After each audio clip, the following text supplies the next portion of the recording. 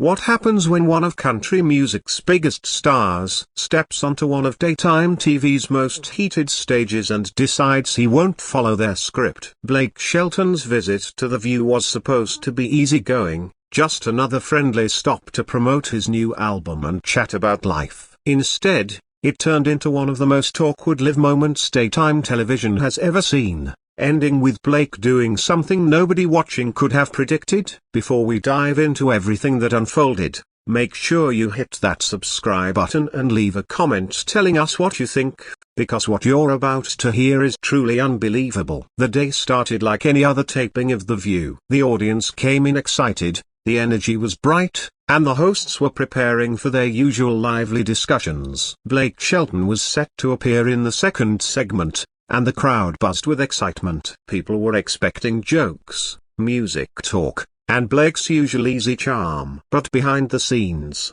things were already tense. Blake arrived early, went through hair and makeup, and chatted with crew members. His producers gave him a short rundown of the topics they planned to cover. Everything seemed normal on the surface, but people backstage noticed something different in the morning meeting. Behar had made it clear that she had strong questions ready for Blake, ones that went far beyond music. She wanted to talk about his personal life, comments he'd made in the past, and most of all his politics. Producers tried guiding her back toward lighter topics, but Joy refused. She had her own plan for the segment, and she wasn't going to let anyone steer her away from it. When Blake finally walked onto the stage, the audience cheered loudly. He waved, smiled with that familiar grin, and sat down on the couch. Whoopi Goldberg opened with warm questions about his new music and what he'd been up to recently. Blake seemed relaxed and happy, saying he was grateful for his fans and excited about the new album. For a few minutes, everything was smooth,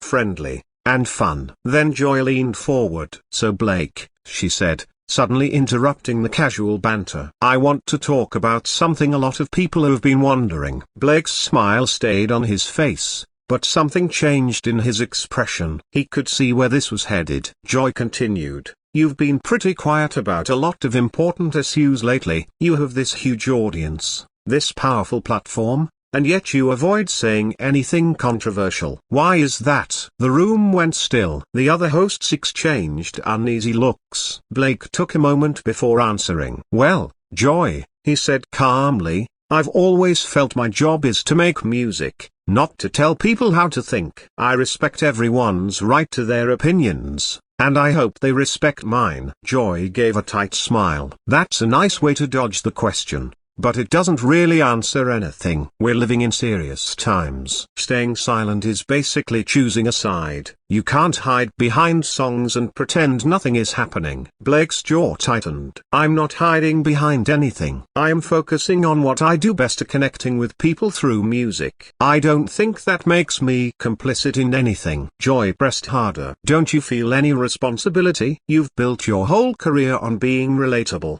on being the voice of everyday Americans. And yet when it comes to speaking up on things that matter to them, you go quiet. Isn't that a bit hypocritical?" The studio felt frozen. Blake took a deep breath, trying to stay steady. "I don't think it's hypocritical to understand that people have different viewpoints. I come from a small town, people that don't agree on everything, but they still manage to live together because they focus on what unites them. That's what I try to do with my music." Joy wasn't letting go. "That sounds sweet, but it's also extremely naive. You can't just sing about the simple things in life and expect that to fix anything. Real change needs real action. And from where I'm sitting, it looks like you're more worried about your public image than taking a stand." Whoopi tried to gently move the conversation elsewhere, but Joy kept going. "Let's be honest. You've made millions promoting this down-home country guy image. But when it's time to actually speak on issues that affect the people you claim to understand, you disappear. You won't talk about gun laws, you won't comment on healthcare,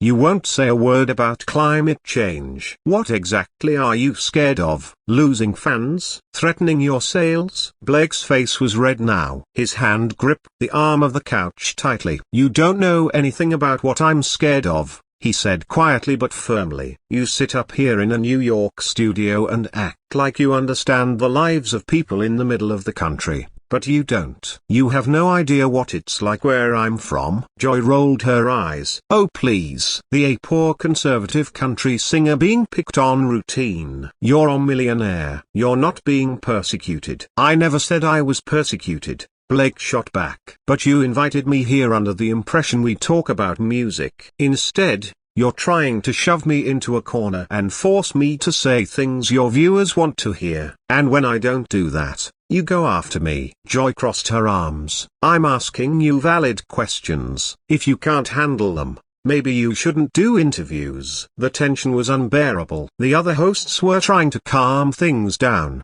but Joy and Blake were locked in. You know what your problem is? Blake said, his voice rising just slightly. You think anyone who disagrees with you is ignorant or evil. You don't even consider the possibility that other viewpoints might also have value. That's not journalism. That's bullying. The word landed like a slap. Joy's face burned red. Bullying?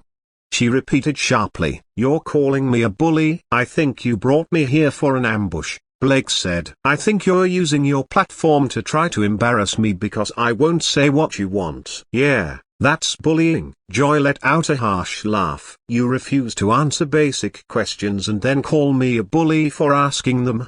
Do you hear how ridiculous that sounds? Blake shook his head slightly. What I'm wondering is whether you hear how condescending you are. Do you realize how many everyday people you push away with this attitude? Maybe those people need to be pushed away, Joy snapped. If more celebrities spoke up instead of hiding behind neutrality, maybe this country wouldn't be in such a mess. That was the breaking point. Blake suddenly stood, ripping off his microphone. Gasps spread through the audience. The hosts froze. You know what? Blake said, his voice steady. I don't need this. I came here to talk about music and connect with people. But you're not interested in anything but scoring political points. I'm done being your punching bag. Joy jumped to her feet as well. So you're just walking away? How brave. I'm not running, Blake replied. I'm choosing not to take part in whatever this is. Whoopi tried desperately to calm him down, but Blake was already walking toward the stage exit. He turned around one last time. You judge everyone who doesn't agree with you. You expect people to think the same way you do, and when they don't, you tear them down. I'm done pretending this is normal. Joy shot back coldly. If you walk off, you're proving exactly what I say to you're a coward who can't handle tough questions. Blake paused, hand on the backstage door. For a second, it seemed he might turn around. Instead, he looked Joy straight in the eye. You want to know what real cowardice is? It's sitting on a panel with people who agree with you on everything so you never have to hear a real challenge. This isn't a discussion, it's a performance. And I'm not interested in being part of your act anymore. And with that, he walked off. The studio was dead silent. The hosts looked stunned. The cameras kept rolling. The moment would be replayed endlessly. Backstage, Blake went straight to his dressing room. Producers scrambled to cover the remaining time. They knocked on his door, but he didn't answer. He grabbed his things and headed out. Meanwhile, on stage, Joy tried to regain control. Whoopi attempted to cut to commercial, but Joy interrupted. No. I'm going to say this, she insisted, her voice trembling with anger. Blake Shelton walked off this stage because he couldn't handle a few serious questions. That says everything you need to know about him and the culture that protects celebrities from responsibility. Sonny tried to offer balance. Joy,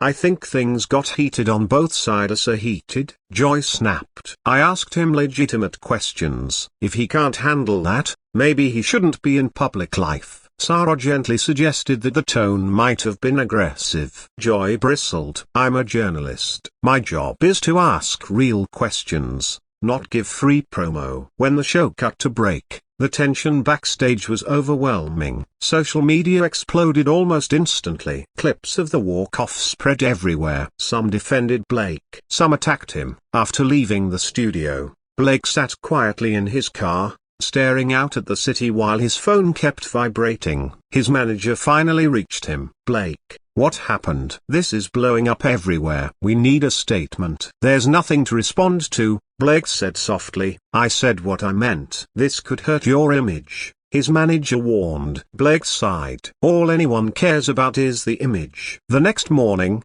the story was everywhere. Talk shows, news sites, blogs, comment sections, everyone had an opinion. The View addressed it again. Joy doubled down. I stand by what I did. Blake Shelton has power and influence. He should use it. If asking him questions makes me the villain, I'll live with that. The other hosts were more balanced. Joy stayed firm. Blake stayed silent. He refused to post statements or do interviews, even as his team begged him. Let people think what they want, he said. I know the truth. But the silence only fueled more commentary. Think pieces were written. Fans argued. Some praised him for walking out. Others criticized him for leaving instead of engaging. Joy kept talking about the incident on other shows, calling Blake dishonest, carefully branded, and afraid of real issues. His old friend eventually called him. You going to let her keep saying all that? If I speak, it becomes more noise,